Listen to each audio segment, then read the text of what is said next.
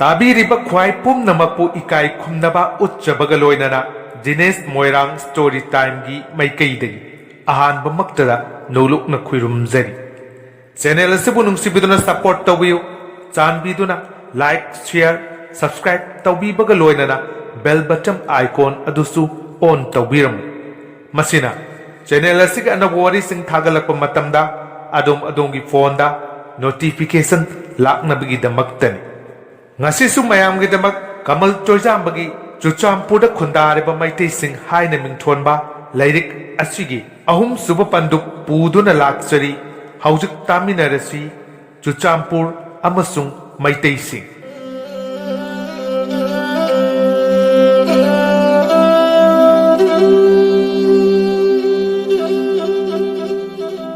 Imphal Khanung Chuplomda Tedim Lambi Maril Ina Imphal West amasung Bishnupur District Kingam Khailan Thoktuna Chatlaga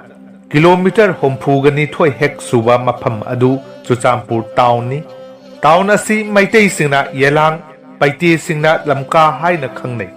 Yelang haibasi ningthaugi maming ni Churachandpur da leiba Yelang Kaithel asi magi mamingda Meitei singna thon khibani Yelang so lisingamaga chamapan supna mangada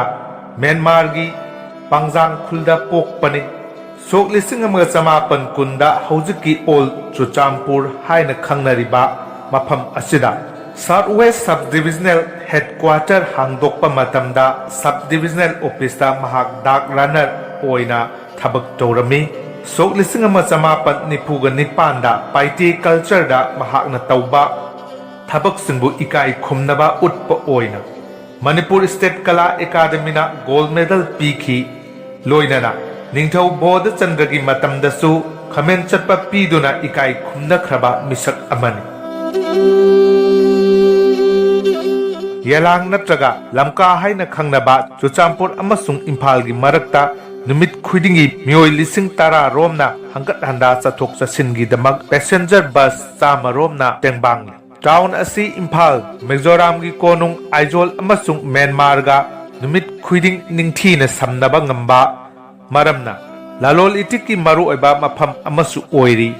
Hauzik mayamna Old Churachandpur natraga Mission Compound haina khanglerba mafam asi matam amada nungphul haina khangnaram mafam asi haujiki Churachandpur town asidagi kha nungchupta tipai muk lambi marinda kilometer nipalom chatlaga leiba mafam amani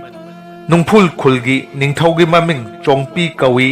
Chongpi gi khulni haibagi damak mayamna nungphulbu chongpi haina khangnaki sok lisingamaga chamapan taraga mapanda Manipur State Darbarna Southwest Divisional Headquarter hangdoklakpaga loinana sok lisingamaga chamapan kunda chongpi da Southwest Divisional Headquarter oiki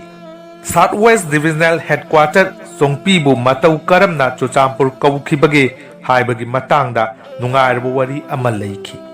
Subdivisional Headquarter asi Chongpi hairiba khul asigi ningthau asina iningthau Churachan gi maming lawdona Churachandpur haina tholasi haiba wafam asi Chongpi masamakna sarkar gi official singda ihan hana haudorakhi Chongpi na haudorakpa wafam adu Subdivisional Officer na chingba achau asang singna su yaraduna Chongpi bu Churachandpur haina officially khangnaba hauki Laibak ningthaubu ekai khumnaba utpo oina chongpi masamakna haudoklakpa lamgi maming Churachandpur thondona miyamda khangandona officially chatnaba hauraba matam khara leiraga Churachandpur haiba wahi asi haibada khuloi dabadagi Churachandpur haibagi mahutta hanadagi haibada khuloi khraba lamgi maming chongpi haina amuk khangnaba haurakhi asumna akoibda leiriba khunja singna Churachandpur gi mahutta chongpi amuk haibiganu Churachandpur haibasi Manipur Sarkar nasu sakhangkraba mingni Sarkar na thokiba che adugi waroldi From today Chongpi should be called Churachandpur Anyone who still call it Chongpi will be put behind bars Haibasini Sarkar gi cherol asi khunja pumba khangananabagidamak village messenger singna lauthok hanki Madugi matungdagidi Chongpi bu Churachandpur haina adum khangnakre matam amada torbung lamjau natraga khumujamba lamjau haina khangnaramba lamdam asi Manipur South District kaurambadagi ngasidi Churachandpur District haina khangnare loinana hauzik district asigi headquarter oiriba town asidi meitei singna yelang paite singna lamka haina khangnariba new Churachandpur town asibuni singthakta leihoriba tasengna Churachandpur haina khangnaramba mafam adudi old Churachandpur natraga misal compound haina mayamna khangna hore sok lising mga chamapan kunda Southwest Divisional Headquarter Churachandpur da hangdokpa matamda lairamba ihan hanba office puba mioi singdi ahanbada Mr. Gasper ICS SDO ani subada Mr. Marak Babu Medical Officer ahum subada Mr. Puskar Singh Head Clerk mari subada Mr. Longkho Bell Clerk manga subada Mr. Siamlen Road Mohori Taruk subada Mr. Khaimang Road Mohori Taret subada Mr. Tolthang Pion Nipan subada Yelhang Dark Runner Mapal subada Mr. Thansai Cook Tara subada Mr. Kaimang Chowkidar asina chingbani sok lising mga chamapan kunthra da amuk subdivisional headquarter asi muthatlaga Tamenglong district ta punshinki loinana subdivisional headquarter asi North East India General Mission da Shahid Lupa Chatruk Logduna Sandokhi Sahi Khara Lairaga Mafam Asi Hairiba Christian Mission Asina Mapu Oiki Sahi Angkai Manungda Oirakliba Churachandpur Town gi Pak Chauba amasung Mising Englishing Magsamapan Yangkai Gamathoi Lising Magachani Neputaruk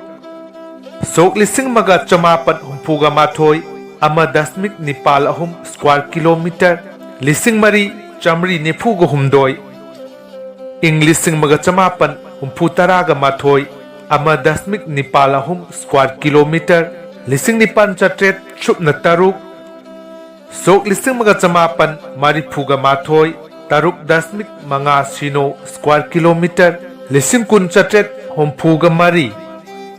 Sok lising mga chamapan madfu taraga mathoi taruk dasmik mga sino square kilometer lising kuntra taruk chatruk humpuga taruk ing lising aniga ama taruk dasmik mga sino square kilometer la ama lising kunmapan chamapan yangkai gamapan Churachandpur municipality na mikok thibagi matung ina phangba record ki matung ina Sok lising mga chamapan marifugi ahanba municipality on khibada town asigi tongan ba mioi kanglup singi masingdi makhada pizari paite lising mga kunthraga taruk mar lising ahum chamaga nifuga nipan meitei lising ani chanipan marfuga nipan kuki lising ani chamaga yangkai mijo lising ama kunthra gangte lising ama tara wifi lising ama taruk Jau Sanipan ga kunthra ga mathoi Simte Chatret Nipuga Nipan Bengali Sahum kunthra ga mapan Marwari Chani ga kuntaruk Bihari Chama Marifu Tara ga nipan Meitei Pangal Chama Tara Taret Tidim Chin Chama Tara Humdoi Punjabi Marifu Tara ga Mari Nepali kunthra ga Humdoi Kabui kunthra ga Humdoi Malayali Kunga humdoi Tamil taraga manga Gujarati taraga mari Assamese taraga mari Tangkhul taraga mathoi Kom nipan Bithe mari Khera mari Anglo-Indian ani Mathakta ulliba masing hengalakpagi chang asi yenglagadi town asi khongjal yangna Cheliba town amani haibasi achumbani ising isagom hengalakliba town asigi missing angakpagi masakni sok lising amaga chamapan madfu taraga mathoi dagi sok lising aniga amagi delaba sahi taragi matam asida thomjil lakliba missing asi kupna paduna yenglabadi sok lising amaga chamapan madfu taraga mathoi da district asigi apunba missing chada taramapan tamak town asida lairambadu sok lising aniga amadadi district asigi apunba misingdagi chada yankhai mapan dasmik mapan town asida khundaratuna town asigi masak khangong hongkhre mising kangyam yam khalakpagi tongan ba maram kayamuk leiram labasu hingbagi thak wangkhalakpa masa masu leirik tambagi khudong chaba kaya marum phangba ana layengi khudong chaba leirakpa amasung lalol itik tawbada kanabadagi town asigi mising hengalakpagi maram oigani sok lising mga samapan marifu adwaida old bazar amasung new bazar khak natana atay lalol itik tawpham kaithel leiram dabadu ngasidi new lamka chengkonpang thailand amasung tuibong na singba bazar singsu achauba kaithel amamam oirakle mai masingi lamdasu town asigi imphal gi mathangda ani suba mafam ama adum oire afaba secondary amasung higher secondary kaya laibagi mathakta government college ani amasung private college laire ana layengi lamdasu government ki ama private ki hospital ama amasung awang bathaki private clinic kaya amasu laire town asi sok lising machamapan kunthra adwaidadi khungang macha amagi thakta leirame japalan loi khibadagi di mising khangyam yam khalakhi sok lising amaga chamapan humpuga mathoida wat mapal leiba apikpa town committee ama oikhi matam adugi mi masingna lising mari chamri nifugu humdoi oikhi sok lising amaga chamapan marifuda wat tarani thoi ohenduna municipality oikhi wat tarani thoi adudi tuibong selmat jaubeng rengkai lawar lamka meitei leikai salem bank hill town muol bank upper lamka senkonpang amasung thailand hairiba municipality adugi president singna thomja kham nunga dongja kai makhum amasung angamni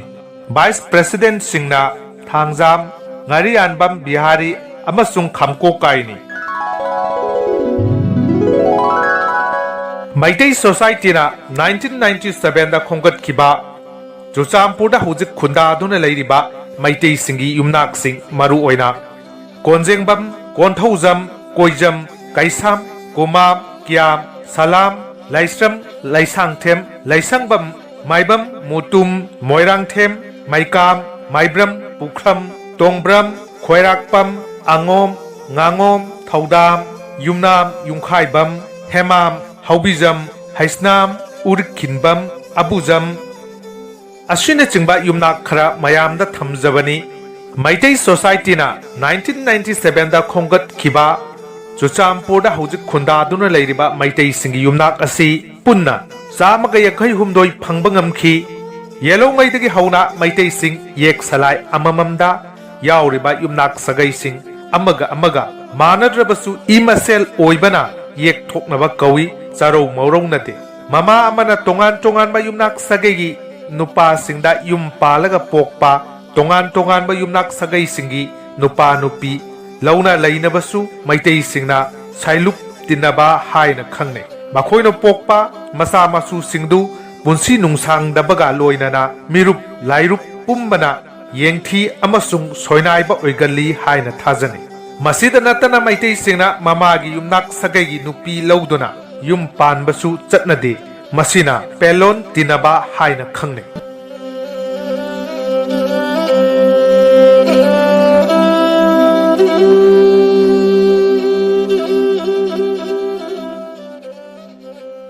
Churachandpur asi yelomi kayamukna khundaba district amani haibagi chaurakpa masak ama mathakta thamkhre district asida leiriba yelomi singi marakta Meitei sing asisu amani Meitei sing asi khumujamba lamjau natraga torbung lamjau haina khangnaramba torbung dagi Myanmar phawgi ngamkhai khuga turelgi nak yetta leiba tampak singda yamna ngallingai moirangda loyu punsi bana panba matam haibadi Krista kumsing chanigi yankhai khoyol tompokki matam adwaidagi hauna Meitei singna khunda laita duna leiraklabani haina thajani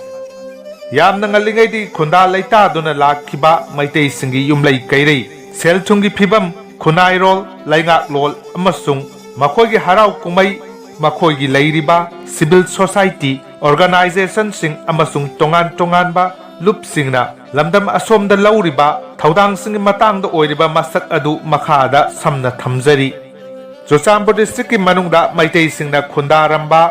ꯃꯐꯝꯁꯤꯡꯗꯤ ꯃꯔꯨꯑꯣꯏꯅ ꯈꯨꯒꯥ ꯇꯨꯔꯦꯜꯒꯤ ꯅꯥꯒꯦꯠꯇ ꯂꯩꯔꯤꯕ ꯇꯝꯄꯥꯛꯁꯤꯡꯗꯅꯤ꯫ ꯃꯔꯝ ꯑꯗꯨꯅ ꯂꯧꯎ ꯁꯤꯡꯎꯕꯗ ꯈꯔ ꯍꯦꯟꯅ ꯈꯨꯗꯣꯡꯆꯥꯕ ꯆꯨꯔꯆꯥꯟꯄꯨꯔ ꯇꯥꯎꯟ ꯑꯃꯁꯨꯡ ꯒ꯭ꯔꯦꯇꯔ ꯆꯨꯔꯆꯥꯟꯄꯨꯔꯒꯤ ꯃꯅꯨꯡꯗ ꯂꯩ꯫ ꯆꯨꯔꯆꯥꯟꯄꯨꯔ, ꯍꯦꯡꯂꯦꯞ ꯑꯃꯁꯨꯡ ꯁꯥꯏꯀꯣꯠ ꯀꯟꯁꯇꯤꯇ꯭ꯌꯨꯑꯦꯟꯁꯤꯒꯤ ꯃꯅꯨꯡꯗ ꯑꯌꯥꯝꯕꯅ ꯈꯨꯟꯗꯥꯔꯤ꯫ ꯑꯁꯤꯒꯤꯁꯨ ꯃꯊꯛꯇ ꯗꯤꯁꯇ꯭ꯔꯤꯛꯅ ꯆꯨꯔꯆꯥꯟꯄꯨꯔꯗꯤ ꯑꯣꯏꯔꯒ ꯚꯣꯠꯅ ꯆꯤꯡꯕꯅ ꯀꯨꯝꯕꯤ ꯑꯦꯁꯦꯝꯕ꯭ꯂꯤ ꯀꯟꯁꯇꯤꯇ꯭ꯌꯨꯑꯦꯟꯁꯤꯗ ꯊꯥꯗꯕ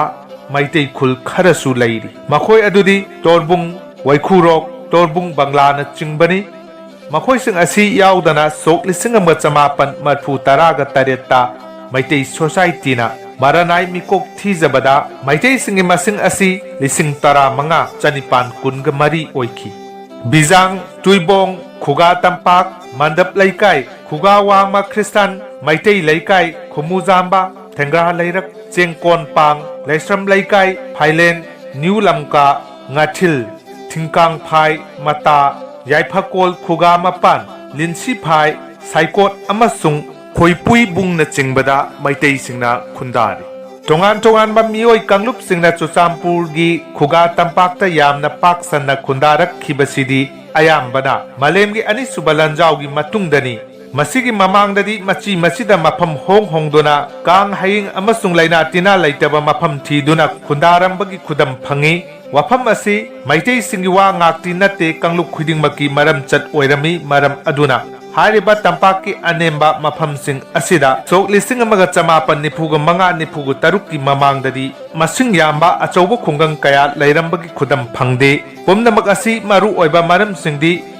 ꯃꯔꯛꯇ ꯁꯟꯗꯣꯔꯛꯄ ꯂꯧꯅꯒꯟꯕ ꯂꯩꯅꯥ ꯄꯨꯛꯆꯠꯄ, ꯃꯦꯂꯦꯔꯤꯌꯥ ꯑꯃꯗꯤ ꯏꯟꯐ꯭ꯂꯨꯑꯦꯟꯖꯥꯅ ꯆꯤꯡꯕꯅ ꯅꯥꯕꯗꯒꯤ ꯑꯣꯏꯒꯅꯤ ꯍꯥꯏꯅ ꯑꯈꯪ ꯑꯍꯩꯁꯤꯡꯅ ꯊꯥꯖꯅꯩ꯫ ꯑꯗꯨꯕꯨ ꯁꯣꯛ 1995-96ꯀꯤ ꯃꯇꯨꯡꯗꯒꯤꯗꯤ ꯂꯝꯗꯝꯁꯤꯒꯤ ꯃꯁꯛ ꯈꯪꯍꯣꯡ ꯍꯣꯡꯂꯛꯄꯒꯨꯝ ꯇꯧꯈꯤ꯫ ꯃꯅꯤꯄꯨꯔ ꯇꯝꯄꯥꯛꯀꯤ ꯃꯩꯇꯩꯁꯤꯡ ꯑꯃꯗꯤ ꯑꯊꯥꯞꯄ ꯆꯤꯡꯅꯨꯡꯗꯒꯤ, ꯃ꯭ꯌꯥꯟꯃꯥꯔꯗꯒꯤ, ꯃꯤꯖꯣꯔꯥꯝꯗꯒꯤ ꯃꯤꯑꯣꯏ ꯀꯌꯥ ꯊꯣꯔꯛꯇꯨꯅ ꯆꯨꯔꯆꯥꯟꯄꯨꯔꯗ ꯈꯨꯟꯗꯥꯔꯛꯈꯤ꯫ ꯁꯣꯛ 1995ꯒꯤ ꯃꯌꯥꯏ ꯆꯜꯂꯛꯄ ꯃꯇꯝ ꯑꯗꯨꯋꯥꯏꯗ ꯇꯤꯗꯤꯝ ꯔꯣꯗ ꯃꯅꯥꯛꯇ ꯍꯧꯕ ꯎꯌꯨꯡ ꯄꯥꯝꯕꯤꯅ ꯆꯤꯡꯕꯒꯤ ꯃꯈꯣꯡꯗ ꯍꯧꯖꯤꯛꯀꯤꯅ ꯄꯨꯂꯤꯁ ꯁ꯭ꯇꯦꯁꯟ ꯑꯣꯏꯔꯤꯕ ꯃꯐꯝ, ꯃꯇꯝ ꯁꯥꯡꯅ ꯄꯣꯠꯐꯝ ꯐꯝꯗꯨꯅ ꯂꯩꯔꯛꯂꯕꯤ ꯃꯩꯇꯩ ꯅꯨꯄꯤ ꯈꯔꯅ ꯀꯩꯊꯦꯜ ꯑꯃꯠꯇ ꯂꯩꯇꯕꯗꯒꯤ ꯃꯥꯌꯣꯛꯅꯔꯤꯕ ꯈꯨꯗꯣꯡꯆꯥꯗꯕ ꯑꯗꯨ ꯈꯔ ꯃꯈꯩ ꯀꯣꯛꯅꯅꯕ ꯃꯇꯝ ꯑꯗꯨꯒꯤ ꯏꯃꯥꯁꯤꯡ ꯅꯟꯗꯩꯕꯝ ꯑꯃꯨꯕꯤ, ꯄꯨꯈ꯭ꯔꯝꯕꯝ ꯊꯧꯔꯥꯅꯤꯁꯥꯕꯤ, ꯍꯦꯃꯥ ꯃꯪꯒꯣꯜ, ꯁꯂꯥꯝ ꯊꯥꯕꯜ ꯆꯣꯡꯕꯤ, ꯂꯃꯥꯡꯗꯣꯡ ꯅꯨꯄꯤ ꯃꯆꯥ, ꯂꯥꯏꯁꯥꯡꯊꯦꯝ ꯃꯅꯤꯅ ꯆꯤꯡꯕꯅ ꯂꯨꯆꯤꯡꯗꯨꯅ ꯀꯩꯊꯦꯜ ꯑꯃ ꯁꯥꯒꯠꯅꯕ ꯂꯝꯅꯤꯕ ꯌꯦꯂꯥꯡ ꯅꯤꯡꯊꯧꯗ ꯑꯊꯦꯟꯄꯣꯠ ꯑꯆꯥ ꯑꯊꯛ ꯀꯌꯥ ꯄꯨꯗꯨꯅ ꯆꯠꯂꯤ꯫ ꯏꯃꯥꯁꯤꯡꯅ ꯍꯧꯗꯣꯔꯛꯄ ꯋꯥꯐꯝ ꯑꯗꯨ ꯃꯨꯟꯅ ꯇꯥꯔꯕ ꯃꯇꯨꯡꯗ ꯃꯐꯝ ꯑꯃ ꯄꯤꯕ ꯌꯦꯂꯥꯡ ꯅꯤꯡꯊꯧꯅꯁꯨ ꯌꯥꯕꯤꯔꯝꯃꯤ꯫ ꯍꯧꯖꯤꯛ ꯄꯨꯂꯤꯁ ꯁ꯭ꯇꯦꯁꯟꯒꯤ ꯃꯃꯥꯡꯗ ꯂꯩꯔꯤꯕ ꯀꯩꯊꯦꯜ ꯑꯁꯤꯒꯤ ꯃꯐꯝꯁꯤꯡ ꯃꯍꯥꯛꯅ ꯄꯤꯈꯤꯕꯅꯤ꯫ ꯀꯩꯊꯦꯜ ꯁꯦꯝꯅꯕ ꯃꯐꯝ ꯑꯃ ꯂꯩꯖꯔꯕꯁꯨ ꯀꯩꯊꯦꯜ ꯑꯃ ꯑꯣꯏꯕꯒꯤ ꯄꯣꯠꯐꯝ ꯁꯪꯗꯤ ꯂꯩꯇꯕꯅ ꯃꯔꯝ ꯑꯣꯏꯗꯨꯅ ꯃꯇꯝ ꯈꯔ ꯂꯩꯔꯒ ꯌꯦꯂꯥꯡ ꯅꯤꯡꯊꯧꯒꯤ ꯌꯨꯝꯗ ꯑꯃꯨꯛ ꯆꯥꯎꯕꯤ ꯈꯣꯡꯖꯥꯎꯕꯤ, ꯃꯣꯗꯣꯂꯩ ꯁꯤꯖ, ꯅꯤꯉꯣꯝꯕꯝ ꯇꯣꯝꯕꯤꯅ ꯆꯤꯡꯕ ꯏꯃꯥ ꯈꯔꯅ ꯆꯠꯇꯨꯅ ꯀꯩꯊꯦꯜ ꯁꯪ ꯁꯥꯕꯤꯅꯕ ꯍꯥꯏꯖꯔꯨꯏ꯫ ꯏꯃꯥꯁꯤꯡꯅ ꯍꯥꯏꯖꯕꯗꯨꯒꯤ ꯃꯇꯨꯡ ꯏꯟꯅ ꯀꯩꯊꯦꯜ ꯁꯪ 2-3ꯈꯛ ꯁꯥꯕꯤꯈꯤ꯫ ꯀꯩꯊꯦꯜ ꯁꯪ ꯁꯥꯗꯨꯅ ꯃꯩꯇꯩ ꯅꯨꯄꯤꯁꯤꯡꯅ ꯄꯣꯠꯐꯝ ꯀꯌా ꯐꯝꯕ ꯍꯧꯔꯛꯄꯗꯒꯤꯗꯤ ꯑꯀꯣꯏꯕꯗ ꯗꯨꯀꯥꯟ ꯃꯊꯪ ꯁꯥꯒꯠꯂꯛꯇꯨꯅ ꯗꯨꯀꯥꯟ ꯐꯝꯅꯔꯛꯈꯤ꯫ ꯃꯇꯝ ꯑꯗꯨꯗ ꯂꯩꯔꯝꯕ ꯗꯨꯀꯥꯟꯁꯤꯡ ꯑꯗꯨꯒꯤ ꯃꯔꯛꯇ ꯇꯦꯖꯃꯅꯤ ꯀꯧꯕ ꯅꯨꯄꯥ ꯑꯃꯅ ꯆꯥ ꯑꯃꯗꯤ ꯆꯥꯛꯀꯤ ꯍꯣꯇꯦꯜ ꯑꯃꯁꯨ ꯐꯝꯂꯛꯈꯤ꯫ ꯍꯥꯏꯔꯤꯕ ꯍꯣꯇꯦꯜ ꯑꯗꯨꯒꯤ ꯃꯃꯤꯡꯁꯨ ꯇꯦꯖꯃꯅꯤ ꯍꯣꯇꯦꯜ ꯍꯥꯏꯅ ꯈꯪꯅꯈꯤ꯫ ꯍꯣꯇꯦꯜ ꯑꯁꯤ ꯆꯨꯔꯆꯥꯟꯄꯨꯔꯒꯤ ꯃꯅꯨꯡꯗ ꯈ꯭ꯋꯥꯏꯗꯒꯤ ꯏꯍꯥꯟ ꯍꯥꯟꯕ ꯆꯥꯛꯀꯤ ꯍꯣꯇꯦꯜ ꯑꯣꯏꯈꯤ꯫ ꯀꯩꯊꯦꯜ ꯑꯁꯤ ꯂꯩꯈꯤꯕꯗꯒꯤ ꯀꯩꯊꯦꯜ ꯑꯁꯤꯒꯤ ꯑꯋꯥꯡ ꯏꯝꯐꯥꯜ ꯂꯣꯝ ꯊꯪꯕ, ꯈꯥ ꯁꯤꯡꯉꯥꯠꯂꯣꯝ ꯊꯪꯕ, ꯈꯥ ꯅꯣꯡꯆꯨꯞꯇ ꯇꯤꯄꯥꯏꯃꯨꯛ ꯂꯝꯕꯤ ꯀꯤꯂꯣꯃꯤꯇꯔ 1.5 ꯁꯔꯨꯛꯇ ꯃꯊꯣꯜ ꯀꯌా ꯂꯩꯕ ꯗꯨꯀꯥꯟꯀꯌꯥ ꯁꯥꯗꯣꯛꯈꯤꯗꯨꯅ ꯉꯁꯤꯗꯤ ꯆꯨꯔꯆꯥꯟꯄꯨꯔ ꯇꯥꯎꯟ ꯑꯁꯤ ꯐꯖꯔꯕ ꯂꯂꯣꯟ ꯏꯇꯤꯛ ꯇꯧꯐꯝ ꯑꯣꯏꯕ ꯇꯥꯎꯟ ꯑꯃ ꯑꯣꯏꯔꯦ꯫ ꯁꯣꯛ 1951ꯗ ꯃꯤ 1,200 ꯈꯛ ꯂꯩꯔꯝꯕ ꯅ꯭ꯌꯨ ꯆꯨꯔꯆꯥꯟꯄꯨꯔ ꯇꯥꯎꯟꯒꯤ ꯄꯥꯛ ꯆꯥꯎꯕꯁꯤ ꯉꯁꯤꯗꯤ ꯁ꯭ꯀ꯭ꯋꯥꯔ ꯀꯤꯂꯣꯃꯤꯇꯔ 9 ꯍꯦꯟꯅ ꯄꯥꯛꯊꯣꯛ ꯆꯥꯎꯊꯣꯛꯂꯦ꯫ ꯃꯇꯧ ꯑꯁꯨꯝꯅ ꯌꯦꯂꯥꯡ ꯀꯩꯊꯦꯜ ꯂꯤꯡꯈꯠꯈ꯭ꯔꯕ ꯃꯇꯨꯡꯗ ꯆꯍꯤ ꯈꯔ ꯂꯩꯔꯒ ꯃꯐꯝꯗꯨꯗ ꯂꯩꯔꯤꯕ ꯃꯩꯇꯩꯁꯤꯡꯒꯤ ꯂꯨꯍꯣꯡ ꯈꯣꯡꯗꯣꯡꯕ ꯁꯣꯔꯥꯠ ꯐꯤꯔꯣꯏꯅꯆꯤꯡꯕ ꯇꯧꯐꯝ ꯑꯣꯏꯕ ꯌꯥꯕ ꯃꯐꯝ ꯑꯃ ꯃꯩꯇꯩꯁꯤꯡꯒꯤ ꯋꯥꯈꯜꯗ ꯑꯃꯨꯛ ꯐꯥꯎꯔꯛꯄꯗꯒꯤ ꯃꯥꯟꯗꯣꯞ ꯑꯃ ꯁꯥꯅꯕ ꯋꯥꯐꯝ ꯈꯟꯅꯔꯛꯈꯤ꯫ ꯃꯥꯟꯗꯣꯞ ꯑꯗꯨ ꯁꯥꯕꯗ ꯆꯪꯒꯗꯕ ꯎ ꯋꯥꯅꯆꯤꯡꯕ ꯃꯄꯣꯠ ꯃꯆꯩꯁꯤꯡ ꯃꯩꯇꯩ ꯅꯨꯄꯥ ꯈꯔ ꯄꯨꯟꯅ ꯆꯠꯇꯨꯅ ꯀꯌꯦꯟ ꯆꯤꯡꯗꯒꯤ ꯎ ꯌꯥꯟꯈꯤ꯫ ꯅ꯭ꯌꯨ ꯕꯖꯥꯔꯗꯒꯤ ꯊꯥꯡꯖꯝ ꯃꯅꯤꯅ ꯂꯨꯆꯤꯡꯕ ꯃꯤꯑꯣꯏ ꯈꯔꯅ ꯃꯥꯟꯗꯣꯞ ꯁꯥꯐꯝꯒꯤ ꯌꯨꯝꯐꯝ ꯊꯣꯟꯈꯤ꯫ ꯁꯅꯨꯈ꯭ꯔꯤꯌꯥ, ꯁꯅꯥꯖꯥꯎꯕ, ꯕꯤꯍꯥꯔꯤ, ꯎꯔꯥꯏꯖꯝ ꯀꯊꯦꯟꯅꯆꯤꯡꯕ ꯃꯤꯑꯣꯏ ꯈꯔꯅ ꯃꯥꯟꯗꯣꯞ ꯁꯥꯕꯒꯤ ꯊꯕꯛ ꯇꯧꯈꯤ꯫ ꯃꯥꯟꯗꯣꯞꯀꯤ ꯎꯔꯦꯞꯅ ꯃꯨꯇꯨꯝ ꯄꯥꯛꯆꯥꯎꯅ ꯀꯠꯂꯤ꯫ ꯂꯥꯏꯁꯪꯁꯨ ꯁꯥꯏ꯫ ꯂꯥꯏ ꯄꯥꯟꯅꯅꯕꯅ ꯃꯅꯤ ꯁꯔꯃꯅ ꯑꯣꯏ꯫ ꯃꯥꯟꯗꯣꯞꯀꯤ ꯃꯃꯤꯡꯅ ꯄ꯭ꯔꯖꯥ ꯃꯥꯟꯗꯣꯞ ꯍꯥꯏꯅ ꯃꯃꯤꯡ ꯊꯣꯜꯂꯤ꯫ ꯑꯁꯨꯝꯅ ꯃꯩꯇꯩꯁꯤꯡꯒꯤ ꯑꯄꯨꯟꯕ ꯃꯥꯟꯗꯣꯞ ꯑꯃ ꯂꯩꯈꯤꯕ ꯃꯐꯝ ꯑꯁꯤꯕꯨ ꯃꯥꯟꯗꯣꯞ ꯂꯩꯀꯥꯏ ꯍꯥꯏꯔꯒ ꯉꯁꯤꯁꯨ ꯈꯪꯅꯔꯤ꯫ ꯖꯄꯥꯟ ꯂꯥꯟ ꯃꯃꯥꯡꯗꯗꯤ ꯇꯝꯄꯥꯛꯀꯤ ꯃꯤꯅ ꯆꯨꯔꯆꯥꯟꯄꯨꯔꯗ ꯂꯥꯛꯄꯒꯤ ꯂꯝꯕꯤꯁꯤ ꯐꯠꯂꯝꯗꯕꯅ ꯅꯥꯇꯩ ꯌꯥꯝꯅ ꯆꯥꯔꯝꯗꯦ꯫ ꯂꯝꯕꯤꯒꯤ ꯅꯥꯛ ꯌꯦꯠꯁꯨ ꯆꯥꯎꯔꯕ ꯎꯄꯥꯜ ꯋꯥꯄꯥꯜꯁꯤꯡ ꯍꯧꯔꯝꯃꯤ꯫ ꯅꯥꯄꯤꯁꯤꯡꯒꯤ ꯃꯔꯛꯇ ꯐꯥꯎꯗꯨꯅ ꯆꯠꯄ ꯂꯝꯕꯤ ꯑꯣꯏꯕꯅ ꯇꯝꯄꯥꯛ ꯂꯝꯗꯒꯤ ꯂꯥꯛꯄꯁꯤꯡꯅ ꯂꯩꯕꯥꯛꯀꯤ ꯆꯐꯨ ꯎꯌꯥꯟꯒ ꯂꯣꯏꯅꯅ ꯂꯝꯈꯥꯡꯗ ꯆꯥꯛ ꯊꯣꯡꯗꯨꯅ ꯆꯥꯔꯒ ꯅꯣꯡꯃ ꯅꯤꯅꯤ ꯆꯪꯅ ꯈꯣꯡꯅ ꯂꯥꯛꯅꯔꯝꯃꯤ꯫ ꯀꯥꯏꯅꯊꯪꯗꯕꯨꯗꯤ ꯃꯅꯤꯄꯨꯔ ꯗꯥꯏꯚꯔꯁ ꯌꯨꯅꯤꯌꯟꯒꯤ ꯂꯝꯖꯤꯡ ꯃꯈꯥꯗ 3/4 ꯍꯥꯏꯅ ꯈꯪꯅꯕ ꯒꯥꯔꯤ ꯃꯆꯥꯁꯤꯡ ꯑꯗꯨꯗ ꯎꯄꯥꯛꯅ ꯐꯝꯐꯝ ꯈꯔ ꯁꯦꯝꯖꯤꯜꯂꯒ ꯒꯥꯔꯤ 2-3 ꯆꯦꯟꯕ ꯍꯧꯔꯛꯈꯤ꯫ ꯃꯗꯨꯁꯨ ꯀꯥꯂꯦꯟ ꯊꯥꯗꯅ ꯏꯐꯨꯜ ꯋꯥꯏꯐꯨꯜ ꯉꯥꯛꯇꯅ ꯃꯤꯁꯛ ꯃꯤꯁꯥ ꯎꯅꯕ ꯅꯠꯇꯦ꯫ ꯅꯣꯡꯖꯨ ꯊꯥꯗꯅ ꯑꯃꯨꯛ ꯂꯩꯈꯣꯝ ꯂꯩꯅꯥꯡꯅ ꯆꯠꯄꯗ ꯃꯑꯣꯡ ꯃꯔꯤꯟ ꯌꯥꯝꯅ ꯇꯥꯔꯝꯗꯦ꯫ ꯍꯧꯖꯤꯛꯀꯤ ꯑꯣꯜ ꯕꯖꯥꯔ ꯅꯠꯇ꯭ꯔꯒ ꯌꯦꯂꯥꯡ ꯕꯖꯥꯔ ꯍꯥꯏꯅ ꯈꯪꯅꯔꯤꯕ ꯄꯨꯂꯤꯁ ꯁ꯭ꯇꯦꯁꯟꯒꯤ ꯑꯀꯣꯏꯕ ꯑꯁꯤꯗ ꯐꯝꯂꯝꯕ ꯄꯣꯠꯐꯝꯁꯤꯡꯗ ꯃꯩꯇꯩ ꯏꯃꯥꯁꯤꯡꯅ ꯌꯣꯜꯂꯝꯕ ꯄꯣꯠꯁꯤꯡꯗꯤ ꯑꯌꯥꯝꯕꯅ ꯀꯕꯣꯛ ꯍꯩꯕꯣꯛ, ꯁꯤꯡꯖꯨ ꯕꯣꯔꯥ, ꯆꯨꯔꯨꯞ ꯕꯦꯔꯤ, ꯑꯍꯥꯎ ꯑꯊꯨꯝ ꯈꯔꯗꯅꯤ꯫ ꯖꯄꯥꯟ ꯂꯥꯟ ꯍꯦꯛ ꯂꯣꯏꯈꯤꯕꯗꯒꯤꯗꯤ ꯃꯩꯇꯩꯁꯤꯡꯁꯨ ꯃꯁꯤꯡ ꯌꯥꯝꯅ ꯆꯨꯔꯆꯥꯟꯄꯨꯔꯗ ꯄꯥꯛ ꯁꯟꯅ ꯈꯨꯟꯗꯥꯁꯤꯜꯂꯛꯂꯦ꯫ ꯃꯇꯝꯗꯨꯗ ꯆꯥꯎꯅꯨ, ꯇꯣꯝꯕꯤ, ꯊꯥꯔꯣ, ꯄꯣꯏꯅꯨꯅꯆꯤꯡꯕ ꯂꯨꯛꯃꯥꯏ ꯄꯥꯟꯕꯤꯁꯤꯡꯒ ꯂꯣꯏꯅꯅ ꯌꯦꯂꯥꯡ ꯀꯩꯊꯦꯜꯒꯤ ꯑꯀꯣꯏꯕꯗ ꯏꯔꯦꯡꯕꯝ, ꯇꯣꯜꯃꯨ, ꯇꯣꯝꯄꯣꯛ ꯁꯅꯥ, ꯄꯨꯈ꯭ꯔꯝꯕꯝ ꯏꯕꯣꯅꯍꯥ, ꯇꯉꯥꯡ ꯏꯕꯣꯝꯆꯥ, ꯍꯨꯏꯗ꯭ꯔꯣꯝ ꯊꯝꯕꯧ, ꯃꯅꯤ, ꯍꯦꯃꯥꯝ ꯊꯝꯕꯥꯜ ꯁꯅꯥ, ꯎꯛꯁꯣꯡꯕꯨꯡ ꯃꯩꯄꯥꯛ, ꯌꯨꯝꯁꯪ, ꯅꯝꯕꯣꯜꯒꯤ ꯁꯅꯥ ꯈꯣꯡꯇꯦꯛꯄꯤ, ꯃꯩꯅꯝ ꯃꯅꯤ, ꯂꯩꯁ꯭ꯔꯝ ꯖꯇ꯭ꯔꯥ, ꯁꯄꯝ ꯂꯨꯈꯣꯏꯅꯆꯤꯡꯕꯒꯤ ꯏꯃꯨꯡ ꯃꯅꯨꯡꯒꯤ ꯃꯤ ꯀꯌꯥ ꯂꯩꯔꯦ꯫ ꯃꯈꯣꯏꯁꯤꯡ ꯑꯁꯤꯒꯤ ꯃꯊꯪꯗ ꯃꯥꯏꯔꯦꯝꯕꯝ ꯏꯕꯣꯝꯆꯥ, ꯂꯩꯁꯪꯕꯝ ꯏꯕꯣꯇꯣꯟ, ꯕꯥꯂꯥ, ꯑꯉꯣꯝ ꯏꯕꯣꯝꯆꯥ, ꯃꯥꯙꯕ, ꯅꯍꯥꯡ ꯈꯣꯏꯃꯨ, ꯀꯣꯟꯖꯦꯡꯕꯝ ꯏꯕꯣꯝꯆꯥ, ꯅꯣꯡꯈꯥꯏꯕꯝ ꯏꯕꯣꯝꯆꯥ, ꯂꯥꯏꯁꯣꯝ ꯏꯕꯣꯍꯜ, ꯈꯣꯡꯅꯥꯡ ꯆꯥꯎꯕ, ꯁꯄꯝ ꯂꯨꯈꯣꯏ, ꯌꯨꯝꯅꯥꯝ ꯇꯣꯝꯕ ꯑꯃꯁꯨꯡ ꯏꯕꯣꯆꯧꯕꯅꯆꯤꯡꯕꯅꯤ꯫ ꯁꯣꯛ 1995 98 ꯑꯗꯨꯋꯥꯏꯗ ꯂꯝꯕꯨꯂꯦꯟꯗ ꯑꯦꯗꯃꯤꯅꯤꯁꯇ꯭ꯔꯦꯇꯤꯚ ꯍꯦꯗꯀ꯭ꯋꯥꯔꯇꯔ ꯑꯣꯏꯔꯛꯄꯗꯒꯤꯗꯤ ꯊꯥꯡꯖꯝ ꯒꯥꯡꯇꯦ, ꯂꯝꯄꯨꯝ ꯒꯥꯡꯇꯦꯅꯆꯤꯡꯕꯒꯤ ꯂꯝꯖꯤꯡ ꯃꯈꯥꯗ ꯅ꯭ꯌꯨ ꯕꯖꯥꯔ ꯍꯧꯖꯤꯛꯀꯤ ꯕꯁ ꯄꯥꯔꯀꯤꯡ ꯑꯁꯤꯒꯤ ꯑꯀꯣꯏꯕꯁꯤ ꯁꯦꯝꯒꯠꯂꯛꯄꯒ ꯂꯣꯏꯅꯅ ꯅꯟꯗꯥꯏꯕꯝ ꯑꯃꯨꯕ, ꯁꯂꯥꯝ ꯅꯤꯡꯊꯦꯝꯖꯥꯎ, ꯂꯩꯁꯪꯕꯝ ꯃꯣꯙꯨ, ꯃꯌꯥꯡꯂꯝꯕꯝ ꯏꯕꯣꯇꯣꯟ, ꯗꯥꯔꯖꯤ ꯇꯣꯝꯕ, ꯃꯣꯇꯨꯝ ꯑꯃꯨꯖꯥꯎ, ꯅꯤꯉꯣꯝꯕꯝ ꯏꯕꯣꯍꯜ, ꯆꯥꯎꯕꯤ ꯈꯣꯡꯖꯥꯎꯕꯤ, ꯃꯣꯗꯣꯂꯩ ꯁꯤꯖ, ꯂꯥꯏꯁꯣꯝ ꯂꯩꯕꯥꯛꯂꯩ, ꯐꯤꯂꯦꯝ ꯇꯣꯝꯕꯤ, ꯁꯒꯣꯜꯁꯦꯝ ꯄꯟꯆꯃꯤ, ꯁꯒꯣꯜꯁꯦꯟ ꯑꯃꯨꯕꯤ, ꯅꯤꯉꯣꯝꯕꯝ ꯇꯣꯝꯕꯤꯅꯆꯤꯡꯕꯒꯤ ꯏꯃꯨꯡ ꯃꯅꯨꯡꯒꯤ ꯃꯤꯑꯣꯏꯁꯤꯡ ꯂꯥꯛꯈꯤ꯫ ꯂꯣꯏꯅꯅ ꯃꯈꯣꯏꯒꯤ ꯇꯨꯡꯗ ꯑꯃꯨꯛ ꯂꯩꯁꯥꯡꯊꯦꯝ ꯀꯨꯂꯥ, ꯅꯤꯡꯊꯦꯝꯖꯥꯎ, ꯃꯨꯇꯨꯝ ꯄꯥꯛꯆꯥꯎ, ꯅꯟꯗꯥꯏꯕꯝ ꯏꯕꯣꯄꯤꯁꯛ, ꯊꯧꯅꯥꯎꯖꯝ ꯅꯤꯡꯊꯦꯝꯖꯥꯎ ꯑꯃꯁꯨꯡ ꯃꯈꯣꯏꯒꯤ ꯏꯃꯨꯡ ꯃꯅꯨꯡꯁꯤꯡꯁꯤ ꯂꯥꯛꯈꯤ꯫ ꯃꯇꯝ ꯑꯁꯤꯗꯗꯤ ꯁꯥꯏꯀꯣꯠ, ꯈꯣꯏꯄꯨꯏꯕꯨꯡ, ꯊꯤꯡꯒꯥꯡꯐꯥꯏ, ꯄꯤꯟꯁꯤꯐꯥꯏꯅꯆꯤꯡꯕ ꯆꯨꯔꯆꯥꯟꯄꯨꯔ ꯇꯥꯎꯟꯒꯤ ꯋꯥꯡꯃꯗ ꯂꯩꯕ ꯃꯐꯝ ꯀꯌꯥꯗꯁꯨ ꯃꯩꯇꯩꯁꯤꯡꯅ ꯈꯨꯜ ꯀꯌꯥ ꯁꯦꯝꯒꯠꯇꯨꯅ ꯈꯨꯟꯗꯥꯈ꯭ꯔꯕ ꯃꯇꯝꯅꯤ꯫ ꯃꯇꯝ ꯑꯁꯤ ꯐꯥꯎꯕ ꯆꯨꯔꯆꯥꯟꯄꯨꯔ ꯇꯥꯎꯟꯒꯤ ꯍꯧꯖꯤꯛ ꯑꯣꯏꯔꯤꯕ ꯑꯦꯔꯤꯌꯥꯁꯤꯗ ꯌꯨꯝ 200 ꯈꯛ ꯂꯩꯔꯤ꯫ ꯑꯗꯨꯕꯨ ꯃꯔꯛ ꯃꯔꯛꯇ ꯌꯨꯝ 4-5 ꯆꯣꯞꯂꯞ ꯇꯥꯕꯒꯤ ꯋꯥꯅꯤ, ꯄꯥꯛꯇꯛꯅꯅ ꯇꯥꯕꯒꯤ ꯋꯥ ꯅꯠꯇꯦ꯫ achou achouba upal asongba mongsong kaya leiriba matamni matam asida saikota thanga achou ningthaujam leirenjau tomcha bokul ngaikhong tomba thanil takhelambam bidu amujau pakpa hemon na chingbana luchingduna yum nefu yankhai leire thelmol amasung tuibul dasu moirang khunau ibomcha wangura baina chingba yum kunma kuntaruksu khul oina leire khopui bungdana leiren kumam babu laisangbam thambau moirang babu na chingba luchingduna yum kunma muksu khul oina taraba matamni hariba khulsing asi sok lising amaga chamapan humpugi adwaida thokhiba markuki singi irangna maram oiduna khul hongduna chatna khibasu yaukhre New Bazar maningda laiba Lambulen Subdivisional Headquarter oirakpadagidi New Bazar amasung Old Bazar gi area da Meitei masing yamna yamkhallakhi